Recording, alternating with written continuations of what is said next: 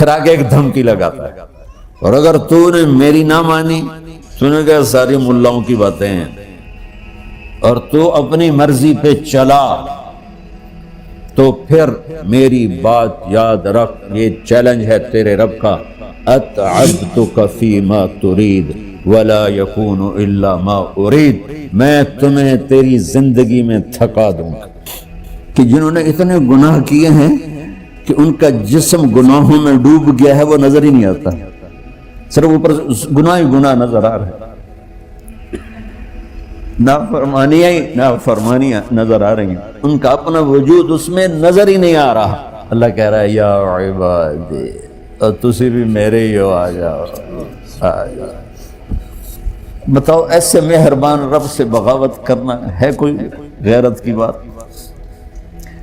چند روزہ زندگی کے پیچھے، چند ٹکوں کے پیچھے، چند پیسوں کے پیچھے، بھائیو اللہ ایک ذہن بناتا ہے کہ تم جہاں بھی ہو اللہ کی طاقت کے نیچے ہو، اللہ کے سائے کے نیچے ہو، اللہ کی قدرت سے باہر نہیں ہو۔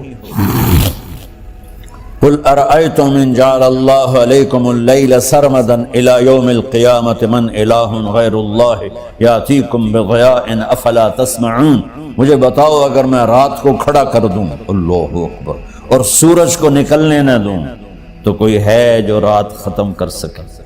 کوئی ہے جو سورج کو لا سکے؟ تو تمہاری زمین کا ٹیمپریچر اتنا مائنس میں جائے گا کہ تم سارے ہی برف بن جاؤ گے۔ پھر اللہ کہتا قل ارأیتم ان جعل اللہ علیکم النہار سرمدا الى یوم القیامہ من الہ غیر اللہ یاتیکم بلیل تسکنون فیہ افلا تبصرون، مجھے بتاؤ اگر میں دن کو کھڑا کر دوں، آسمان کے وسط میں سینٹر میں سورج کو کھڑا کر دوں، اسے ڈوبنے نہ دوں، کوئی ہے تیرے رب کے سوا جو اس کو لے جائے اور جا کے وہاں غروب کر دے؟ اس طرح اللہ ذہن سازی کرتا ہے۔ اگر سورج ڈوبے نہیں تو چند دن میں ساری زمین کو آگ لگ جائے گی، چند دن وہ نکلے نہیں تو زمین فریز ہو کے پوری کی پوری فریزر بن جائے گی، ہم بھی اس میں برف بنے پڑے ہوں، اور اگر وہ ڈوبے نہیں تو پوری دنیا کو آگ لگ جائے گی۔ تو اللہ تعالیٰ اس طرح قرآن کی آیات اور واقعات سے بھائیو ایک ذہن بناتا ہے کہ یہاں وہ ہوتا ہے جو اللہ چاہتا ہے، اور تم کہتے ہو ساڈا بھی پورا ہوئے، تو آگے اللہ تعالیٰ ایک ڈیل کرتا ہے، کہتا ہے بڑا سوکھا کام ہے، کوئی مسئلہ ہی نہیں، فَإِن سَلَّمْتَ لِي فِي مَا أُرِيدُ، یہ میں نے جملہ ابھی نہیں پڑھا تھا، اب پڑھ رہا ہوں، فَإِن سَلَّمْتَ لِي فِي مَا أُرِيدُ كَفَيْتُكَ فِي مَا تُرِيدُ، میرے بندے تم گلاسگو میں، ڈنڈی میں، ایڈنبرا میں، مدرول میں رہتے ہو، یا مدینے میں، یا مکے میں، یا جدے میں، تم یہاں اس چند روزہ زندگی میں وہ کر دو جو میں چاہتا ہوں، یہاں وہ کر دو جو میں چاہتا ہوں، اس کے پیچھے نہ بھاگو جو تم چاہتے ہو، تم یہاں وہ کرو جو میں چاہتا ہوں، تو کیا ہوگا؟ کفیتک فیما ترید، میں تیری ہر چاہت پوری کر دوں گا، تیری ہر چاہت پوری۔ یہیں سے دیکھو ہم اپنی مرضی پوری کیوں کرتے ہیں؟ سیٹسفیکشن کے لیے، اور آج جیسی دنیا ڈپریشن کا شکار ہے کبھی نہیں ہوئی۔ ساری دنیا میں جو دوا سب سے زیادہ بک رہی ہے وہ ڈپریشن کی، پوری دنیا، شاید افریقہ دے جنگل چھڑ کے پوری دنیا میں سب سے زیادہ جو دوا بک رہی ہے وہ ہے ڈپریشن کی۔ جب ہر چاہا پورا ہو رہا ہو پھر ڈپریشن کیوں ہے؟ کہ سسٹم اوپر سے چل رہا ہے، نیچے نہیں۔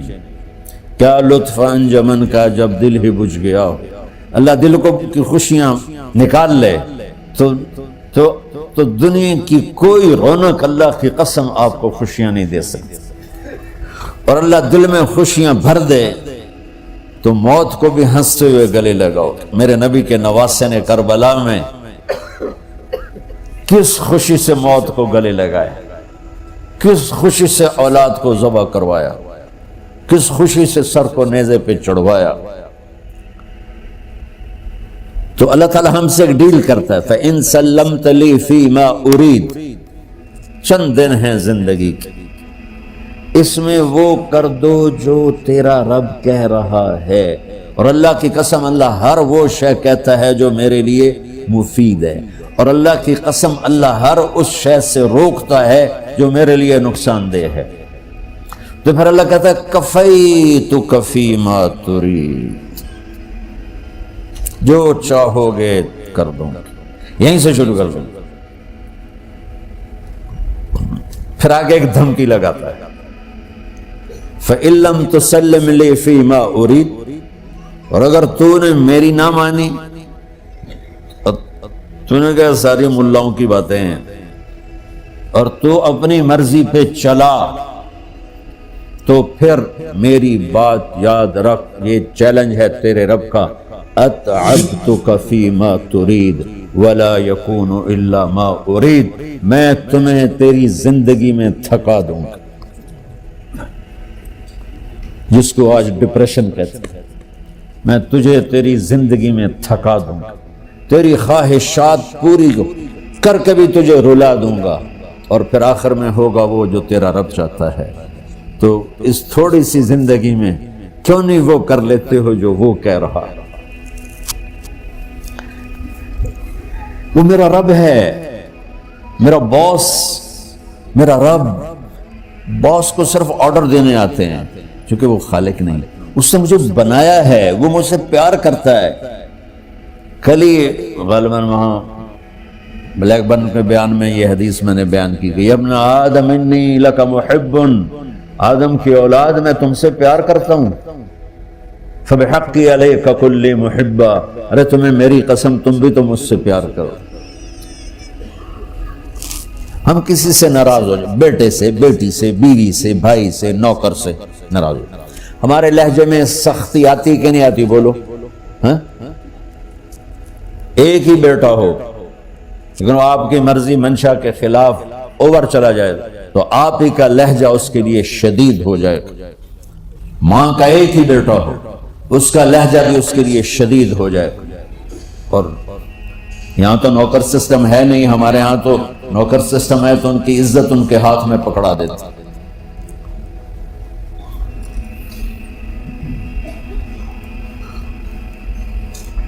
اللہ ہمارے ساتھ کیسے بات کرتا ہے؟ کس سے؟ نافرمانوں سے. جس آدمی کے پاس پاور ہے اور اس کے نیچے کچھ لوگ ہیں، جب اسے اپنے لوگوں میں کمی نظر آئے گی اور غلط کام کرتا دیکھیں گے، وہ ضرور روڈ ہو جائیں گے. سواری سمجھایا پھر انہیں کرن بہ جان دو، شرم کرو، کچھ مفتی روٹیاں کھان دو، مفتی تنخواہ لیں دو. یہ پوری دنیا میں یہی ہو رہا ہے.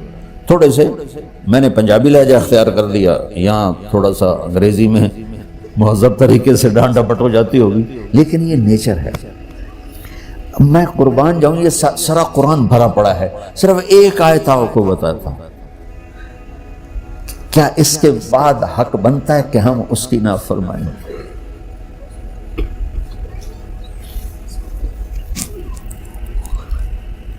کچھ لوگ ہیں جن کے بارے میں اللہ کہتا خلطوا عملا صالحا وآخر سیئا. میرے کچھ بندے ایسے ہیں کبھی نیکی بھی کر لیتے ہیں، کبھی گناہ بھی کر لیتے ہیں. یہ اللہ تعالیٰ قرآن میں خود بتا رہا ہے کہ میرے کچھ بندے ایسے ہیں، کبھی بڑے نمازی بن جاتے ہیں، کبھی مسجد کا راستہ ہی بھول جاتے ہیں. اور کچھ بندے ایسے ہیں جنہوں نے جب سے آنکھ کھولی ہے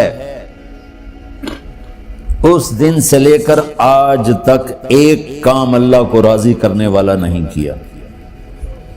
ایسوں سے بھی دنیا بھری پڑی.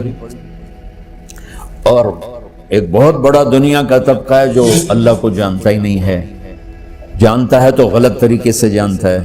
اور ایک بہت بڑا طبقہ ہے جو اللہ کو مانتا ہی نہیں، کہ ہے ہی کوئی نہیں، ایتھیسٹ ہوں میں ایتھیسٹ ہوں. تو میرے بھائیو، میں اللہ کی قسم کھا کے کہہ رہا ہوں کس محبت سے اللہ نے ان لوگوں کو پکارا ہے، کاش میں آپ کو اس کی وضاحت کر سکوں۔ یا عبادی الذین اسرفوا علی انفسہم،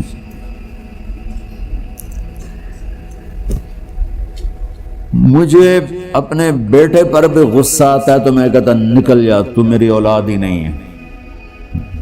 میں دین سیکھنے جانا چاہتا تھا، میرے والد رحمۃ اللہ علیہ مجھے ڈاکٹر بنانا چاہتے تھے، میں اس سے بہتر راستہ اختیار کر رہا تھا، لیکن میرے باپ کی مرضی نہیں تھی، تو انہوں نے مجھے فرمایا جی تم مولوی بننا ہے تو میرے گھر ہی چوں نکل جا۔ میرے کانوں میں وہ الفاظ آج بھی گونج رہے ہیں۔ وہ میرے خالق نہیں تھے، میرے والد تھے، خالق تو میرا اللہ ہے، اور میں اللہ کی فرمان برداری کا ایک کام نہیں کرتا ہوں، اللہ کی فرمان برداری کا ایک کام نہیں کرتی مرد عورت، ٹھیک؟ تو اللہ کو غصہ اس حساب سے آنا چاہیے کہ بدبخت ہو، بے غیرت ہو، شرم نہیں آتی تنوں ڈوب کے مر جاؤ، میں قربان جاؤں۔ اللہ کہتا ہے یا عبادی، او میرے بندو۔ یہ پتہ کن کو کہہ رہا ہے؟ جو تبلیغ کرتے ہیں، جو علم پڑھتے ہیں، جو یہ بچے کی طرح مصلی پہ نماز پڑھاتے ہیں، جو میری طرح ممبر پہ بیٹھ کے دین بیان کرتے ہیں، جو راتوں کو اٹھ کے تہجد پڑھتے ہیں۔ میرے بندو، آپ نے دیکھا وہ شہد ایک دھار بناتا ہے، ٹپکتا ہوا نیچے آتا ہے نا۔ اللہ کی قسم اس آیت سے اللہ کی محبت کا شہد یوں نکلتا نظر آتا ہے۔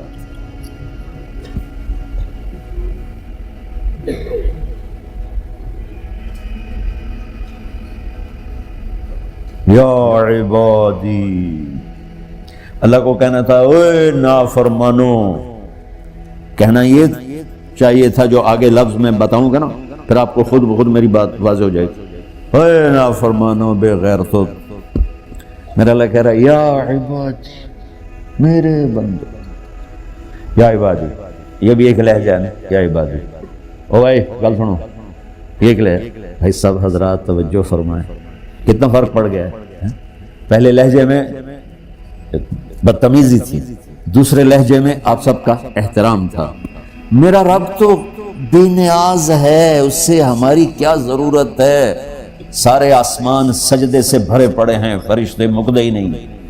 پھر وہ ہمیں یا ایھا الناس نہیں کہتا، اوے لوگو، یا ایھا الناس، اوے لوگو، یا عبادی، او میرے بندو، میرے۔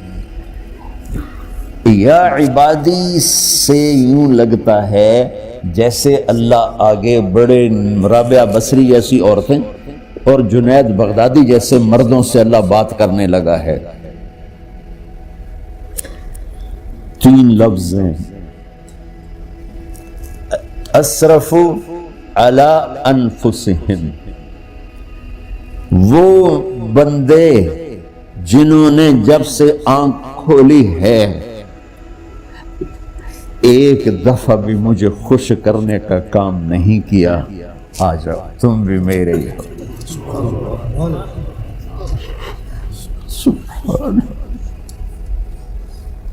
اللہ نے ایسے بائیں پھیلا دی اپنی رحمت کی۔ یا عباد، تقوی والے نہیں کہا،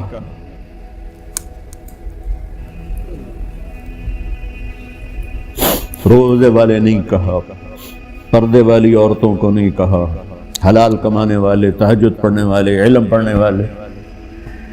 اعلیٰ کا مطلب یہاں بہت طاقتور ہے، عربی کے حرفوں کا بھی مطلب ہوتا ہے۔ اعلیٰ کا یہاں مطلب ہے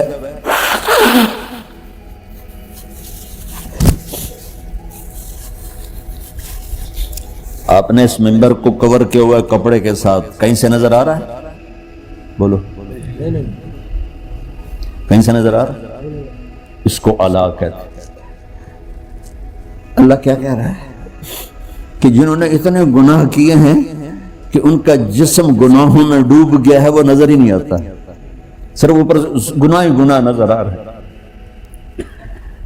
نافرمانیاں نظر آ رہی ہیں، ان کا اپنا وجود اس میں نظر ہی نہیں آ رہا۔ اللہ کہہ رہا ہے یا عبادی، اور تسی بھی میرے ہی ہو، آ جاؤ آ جاؤ۔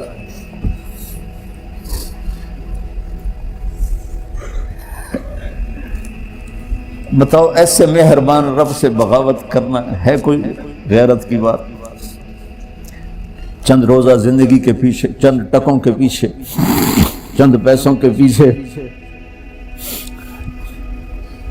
یا عبادی یا عبادی، اوہ